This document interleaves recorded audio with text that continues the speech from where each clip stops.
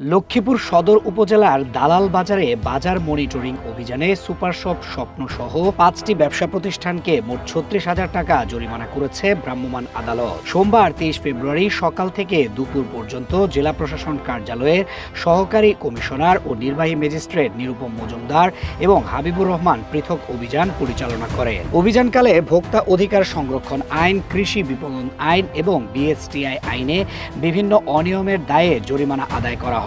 অতিরিক্ত জেলা ম্যাজিস্ট্রেট মেজবাউল আলম ভুইয়া জানান, পবিত্র রমজান মাসকে কেন্দ্র করে নিত্য প্রয়োজনীয় পণ্যের বাজার পরিস্থিতি স্বাভাবিক রাখতে দালাল বাজারে তদারকি জোরদার করা হয়েছে। অভিযানে মূল্য তালিকা সংরক্ষণ না করায় ব্যবসায়ী মোহাম্মদ রুবেলকে ১,০০০ টাকা জরিমানা করা হয়।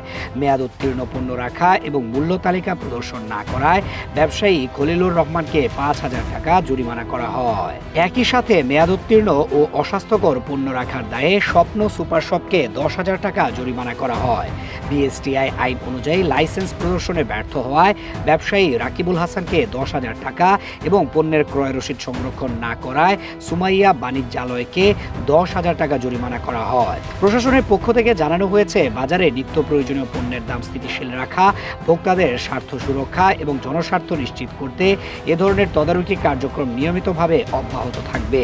অভিযান চলাকালে ব্যবসায়ীদের যথাযথভাবে মূল্য তালিকা প্রদর্শন, মেয়াদ উত্তীর্ণ পণ্য বিক্রি বা সংরক্ষণ না করা, ক্রয় রসিদ সংরক্ষণ এবং প্রয়োজনীয় লাইসেন্স ও অনুমোদন দৃশ্যমানভাবে রাখার নির্দেশনাও দেওয়া হয়।